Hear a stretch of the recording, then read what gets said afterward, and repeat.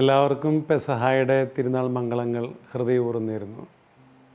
ഈജിപ്തിൻ്റെ അടിമത്തത്തിൽ നിന്ന് ഒരു ജനത എങ്ങനെയാണ് ദൈവം ആഗ്രഹിച്ച ഇടത്തേക്ക് പോയതിൻ്റെ ഓർമ്മയാണ് പെസഹ. അതൊരു കടന്നുപോക്കാണ്. എന്തിലേക്കുള്ള കടന്നുപോക്ക്? അത് ഒരുവനായിരിക്കുന്ന അവസ്ഥയിൽ നിന്ന് ദൈവം ആഗ്രഹിക്കുന്ന അവസ്ഥയിലേക്കുള്ള കടന്നുപോക്കാണ്. ഈജിപ്തിൽ അടിമത്തമായിരുന്നു. ഫറവോയുടെ നേതൃത്വത്തിലുള്ള അടിമത്തം. ആ അടിമത്തത്തിൽ നിന്ന് മനുഷ്യനെ മോചിപ്പിക്കാനായിട്ട് ദൈവം ആഗ്രഹിച്ചതിൻ്റെ, ദൈവം തിരുമനസ്സായതിൻ്റെ അടയാളമാണ് പാസ് ഓവർ. അത് കടന്നുപോകലാണ്. അവിടെ രക്തമുണ്ട്, കുഞ്ഞാടിൻ്റെ രക്തമുണ്ട്. ഈ കുഞ്ഞാടിൻ്റെ രക്തം പതിച്ച ഇടങ്ങളിൽ ദൂതൻ്റെ സംഹാരമില്ല. മറിച്ച് അവർ അവിടെ നിന്ന് കാനാൻ ദേശത്തേക്ക് കടന്നുപോവുകയാണ്.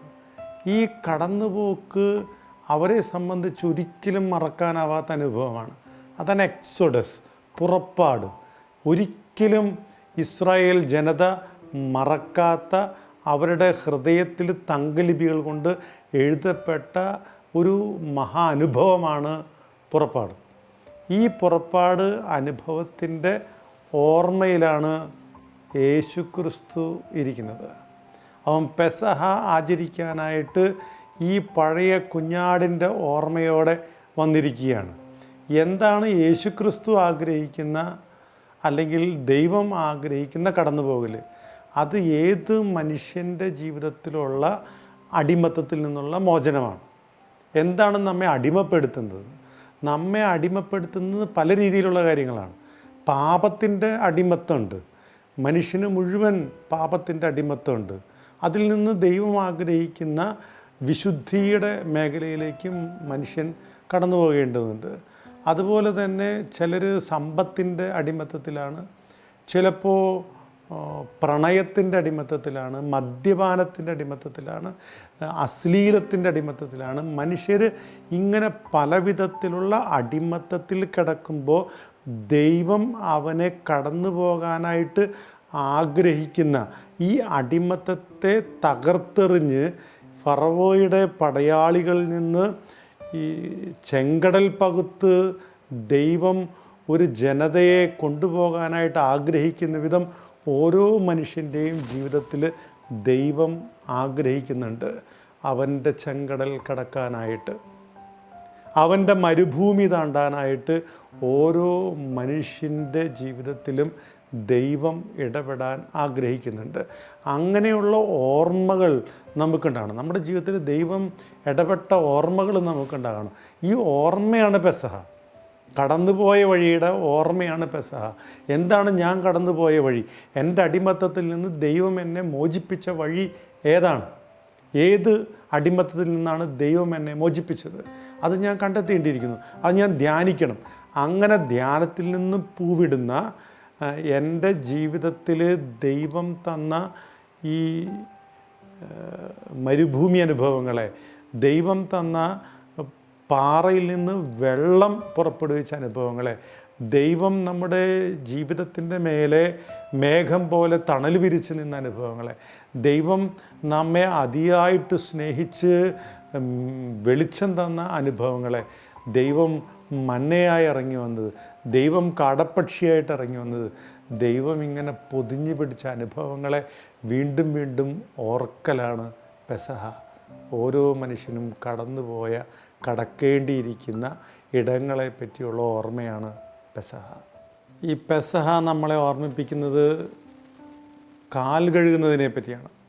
നമുക്ക് മനോഹരമായൊരു പാട്ടുണ്ട്. താലത്തിൽ വെള്ളമെടുത്തു, വെൺകച്ചയും അരയിൽ ചുറ്റി, മിശിഹാദൻ ശിഷ്യന്മാരുടെ പാദങ്ങൾ കഴുകി. എത്ര മനോഹരമാണിത്! ഇങ്ങനെ എളിമപ്പെട്ട ഒരു ദിവ്യനാഥൻ, ഇങ്ങനെ ദൈവം മണ്ണിലേക്ക് ഇറങ്ങി വന്ന് ദാസൻ്റെ രൂപം സ്വീകരിക്കുന്ന മനോഹരമായൊരു ചിത്രം.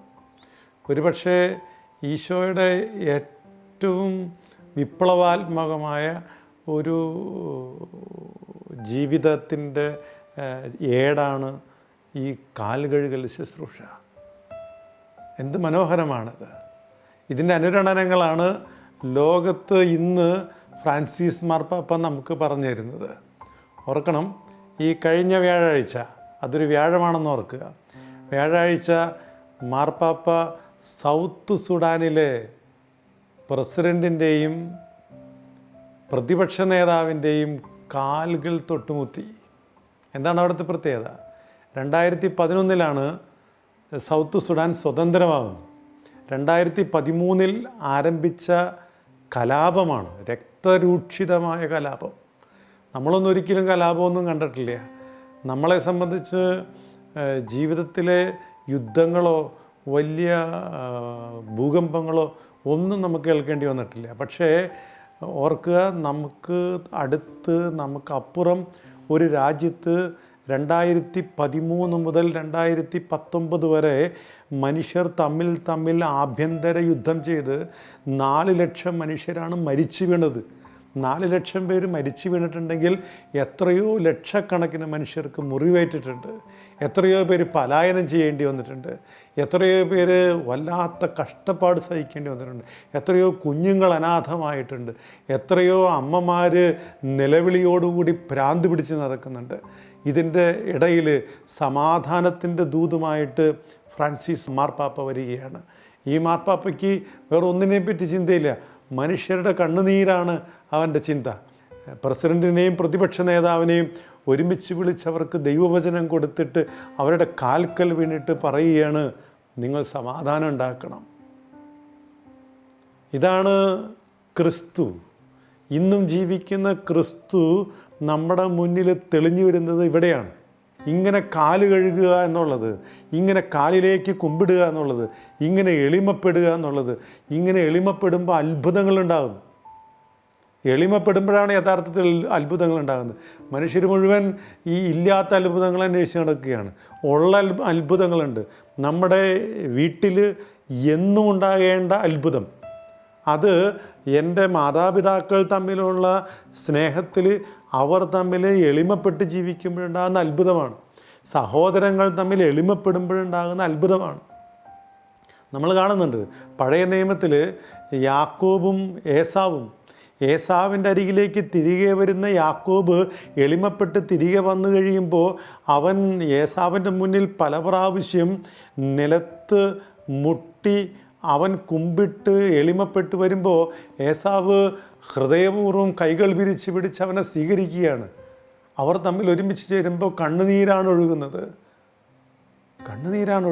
മനുഷ്യർ പരസ്പരം സ്നേഹിക്കുമ്പോൾ, എളിമപ്പെടുമ്പോൾ, അവർ ഒന്നിച്ചു നിൽക്കുമ്പോൾ കണ്ണുനീരാണ് പൊഴിയുന്നത്. സന്തോഷത്തിൻ്റെ കണ്ണുനീര്, ദുഃഖത്തിൻ്റെ കണ്ണുനീര് അങ്ങനെയാണ് മായ്ക്കപ്പെടുന്നത്. എളിമപ്പെടുന്നിടങ്ങളിലൊക്കെയാണ് ദൈവം പ്രവർത്തിക്കുന്നത്. ദൈവത്തിൻ്റെ ഹിതമെന്ന് പറയണത് ഇങ്ങനെ ഏറ്റവും ചെറുതാകുക. ഇനി മുതൽ യജമാനനില്ല, സുഹൃത്തുക്കളേ ഉള്ളൂ. ഇനി മുതൽ നിങ്ങളുടെ ഗുരുവായ, നിങ്ങളുടെ യജമാനനായ ഞാൻ നിങ്ങളുടെ കാലുകൾ കഴുകിയിട്ടുണ്ടെങ്കിൽ നിങ്ങളും കാലുകൾ കഴുകണം. ഗുരുവിനേക്കാൾ വലിയ ശിഷ്യനില്ല. നമ്മൾ ഓരോരുത്തരും വിളിക്കപ്പെട്ടിരിക്കുന്നത് കാല് കഴുകാനാണ്, എളിമപ്പെടാനാണ്, ചെറുതാകാനാണ്, ദാസനാകാനാണ്, വിനീത ഹൃദയനാകാനാണ്. ഇങ്ങനെ ഒരു മനോഭാവം ഈ പെസഹായിൽ എടുത്തിട്ടില്ലെങ്കിൽ കാല് കഴുകി നമ്മളൊക്കെ വീണ്ടും പഴയ മനുഷ്യരെ തന്നെയായി മാറും. ഒരു വ്യത്യാസം ഉണ്ടാവില്ല. എളിമയാണ് അഭ്യുന്നതി. എളിമയിലാണ് ദൈവം അത്ഭുതം പ്രവർത്തിക്കുന്നത്. പെസഹ നമ്മളെ ഓർമ്മിപ്പിക്കുന്നത് വിശുദ്ധ കുർബാന സ്ഥാപനമാണ്. അപ്പമെടുത്ത് വാഴ്ത്തി മുറിച്ച് അവൻ കൊടുക്കുന്നു. അതുപോലെ തന്നെ വീഞ്ഞുമെടുത്ത് വാഴ്ത്തി ശിഷ്യന്മാർക്ക് വിളമ്പുകയാണ്. വാഴ്ത്തി കൊടുക്കലാണ് പെസഹ. വാഴ്ത്തുക എന്ന് പറയുമ്പോൾ അതിലൊരു ആശീർവാദമുണ്ട്. ആശീർവദിച്ചു കൊടുക്കലാണ്. നമ്മൾ പഴയ നിയമത്തിൽ കാണുന്നുണ്ട്, അബ്രാഹത്തിൻ്റെ കാര്യത്തിൽ അബ്രാഹത്തെ പറ്റി പറയുന്നത് നീ ഒരു അനുഗ്രഹമായി തീരുമെന്നാണ് പറഞ്ഞത്. അതുപോലെ തന്നെ പുതിയ നിയമത്തിൽ നമ്മൾ ഈശോയുടെ ജ്ഞാനസ്നാന വേളയിൽ കാണുന്നുണ്ട്, സ്വർഗം തുറന്ന് ഇവൻ എൻ്റെ പ്രിയപുത്രൻ എന്ന് പറയുകയാണ്. ഇങ്ങനെ ഒരു തരം ആശീർവാദം എല്ലാവരുടെയും തലയ്ക്ക് മീതെ ആവശ്യമുണ്ട്. എല്ലാവരുടെയും നെറ്റിത്തടത്തിൽ കുരിശ് പതിയേണ്ടതുണ്ട്. എല്ലാ വീടിൻ്റെയും കട്ടിളപ്പടിയിൽ കുഞ്ഞാടിൻ്റെ രക്തം പുരളേണ്ടതുണ്ട്. തീർച്ചയായിട്ടും അങ്ങനെയല്ലാത്ത ചില കൊടുക്കലുകളുണ്ട്. അത് അനനീയായുടെയും സഫീറായുടെയും കൊടുക്കലുകളിൽ ഈ വാഴ്ത്തി കൊടുക്കലില്ല. ധൂർത്തപുത്രൻ്റെ ഉപമയിലെ ആ ജ്യേഷ്ഠൻ്റെ കയ്യിൽ ഈ വാഴ്ത്തിക്കൊടുക്കലില്ല. അതേസമയം നല്ല സമറയായൻ്റെ ഉപമയിൽ നമ്മൾ കാണുന്നുണ്ട്, ഈ നല്ല സമറയാക്കാരൻ വാഴ്ത്തിയാണ് കൊടുക്കുന്നത്, അവൻ ആശീർവദിച്ചാണ് കൊടുക്കുന്നത്. ഇനിയും വരുമ്പോൾ തിരികെ എന്തെങ്കിലും ആവശ്യമുണ്ടെങ്കിൽ ഞാൻ തന്നുകൊള്ളാം എന്ന് പറഞ്ഞ് ആ ധനാറ ഏൽപ്പിക്കുമ്പോൾ അവൻ ആശീർവദിച്ചാണ് കൊടുക്കുന്നത്. ഇങ്ങനെ കൊടുക്കുമ്പോൾ വാഴ്ത്തി കൊടുക്കാനായിട്ട് നമുക്ക് സാധിക്കണം, ആശീർവദിച്ച് കൊടുക്കാനായിട്ട് സാധിക്കണം. അത് നമ്മളെ തന്നെ മുറിച്ചു കൊടുക്കലാണ്, നല്ല മനസ്സോടെയുള്ള മുറിച്ചു കൊടുക്കൽ. ഇങ്ങനെ നല്ല മനസ്സോടെ മുറിച്ചു കൊടുക്കുമ്പോൾ അത് സമ്പത്തായിക്കൊള്ളട്ടെ, അവയവങ്ങളായിക്കൊള്ളട്ടെ, സ്നേഹമായിക്കൊള്ളട്ടെ, സ്വാർത്ഥതയില്ലാതെ നമുക്ക് കൊടുക്കാൻ സാധിക്കും. അപ്പോൾ നല്ല അപ്പൻ വിൽപ്പത്രം എഴുതി വയ്ക്കും. അപ്പോൾ മക്കൾ അമ്മ പറയാതെ തന്നെ സഹായിക്കാൻ ചെല്ലും. അപ്പോൾ ജീവിത പങ്കാളിയുടെ ആവശ്യങ്ങൾ അവർ പറയാതെ തന്നെ അവരുടെ ആഗ്രഹത്തിനനുസരിച്ച് മനസ്സ് വായിച്ച് നിർവഹിക്കപ്പെടും. ഇങ്ങനെ കൊടുക്കുക എന്നുള്ളത് അതിന് ഒരു അനുഗ്രഹത്തിൻ്റെ തലമുണ്ട്. അല്ലാതെ അത് പകുത്ത് കൊടുക്കലിൻ്റെ ഒരു യാന്ത്രികതയല്ല, മറിച്ച് മറ്റുള്ളവരിലേക്ക് എൻ്റെ ഹൃദയത്തിൻ്റെ ഒരു ഭാഗമാണ് കൊടുക്കേണ്ടത്. എൻ്റെ ജീവിതത്തിൻ്റെ രക്തമാണ് ചിതറേണ്ടത്. ഈശോ ഇതെൻ്റെ ശരീരമാണ്, ഇതെൻ്റെ രക്തമാണ് എന്ന് പറയുമ്പോൾ അവൻ്റെ ശരീരവും രക്തവും അവൻ്റെ ആന്തരികതയിൽ മുറിക്കപ്പെടുന്നുണ്ട്. അതുകൊണ്ടാണ് ശിഷ്യന്മാരുടെ ഉള്ളിൽ പിന്നെയുള്ളത് എന്താണ്? ഇതെൻ്റെ ഓർമ്മയ്ക്കായിട്ട് ചെയ്യണം. ഈ ഓർമ്മകളിലാണ് ജീവിക്കുന്നത്. നമ്മൾ ഓർമ്മകളിലാണ് പെസഹ ആചരണത്തെപ്പറ്റി പറഞ്ഞു തുടങ്ങിയത്. ഓർമ്മകൾ എപ്പോഴും ഉണ്ടായിരിക്കണം. എന്തിനെ പറ്റിയുള്ള ഓർമ്മകൾ? കടന്നുപോയതിനെ പറ്റിയുള്ള ഓർമ്മകൾ. നമുക്ക് ഓർമ്മകളുണ്ടായിരിക്കണം. എങ്ങനെ ഈ വലിയ ദൈവത്തിൻ്റെ കരുണയുടെ അനുഭവങ്ങളെ പറ്റിയുള്ള ഓർമ്മ നമ്മളെ എളിമപ്പെടുത്തും. അപ്പോൾ നമ്മൾ കാല് കഴുകും. ഈ ഓർമ്മ, നമുക്ക് ദൈവം തന്ന ദാനങ്ങളെ പറ്റിയുള്ള ഓർമ്മ നമ്മളെ പകുത്തു കൊടുക്കാൻ പ്രേരിപ്പിക്കും. ഞാൻ ചുരുക്കുകയാണ്. 3 കാര്യങ്ങളാണ് പങ്കുവച്ചത്. 1, ഓർമ്മകൾ ഉണ്ടാകണം. കടന്നു പോകേണ്ടതാണ് ജീവിതമെന്ന ഓർമ്മകൾ. നമ്മുടെ ജീവിതത്തിൽ സംഭവിച്ച ദൈവം അടിമത്തത്തിൽ നിന്ന് നമ്മളെ മോചിപ്പിച്ചതിൻ്റെ ഓർമ്മകൾ നമുക്കുണ്ടാകണം. 2, ഈ ദൈവാനുഭവത്തിൻ്റെ വലിയ ഓർമ്മകളുടെ മുന്നിൽ മനുഷ്യർ നമ്രശിഷ്കരായി നിൽക്കും, എളിമപ്പെട്ട് നിൽക്കും.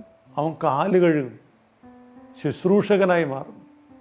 3, ഈ ഓർമ്മകൾക്ക് മുന്നിൽ നമ്മൾ നമ്മുടെ ജീവിതം വിശുദ്ധീകരിച്ച് മറ്റുള്ളവർക്ക് കൊടുക്കും, ആശീർവദിച്ച് കൊടുക്കും. കാരണം എല്ലാം ദൈവത്തിൻ്റെ ദാനമാണ്, എല്ലാം തമ്പുരാൻ്റെ കാരുണ്യമാണ്.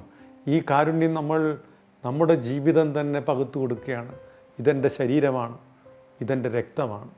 പിതാവിൻ്റെയും പുത്രൻ്റെയും പരിശുദ്ധാത്മാവിൻ്റെയും നാമത്തിൽ ആമേൻ.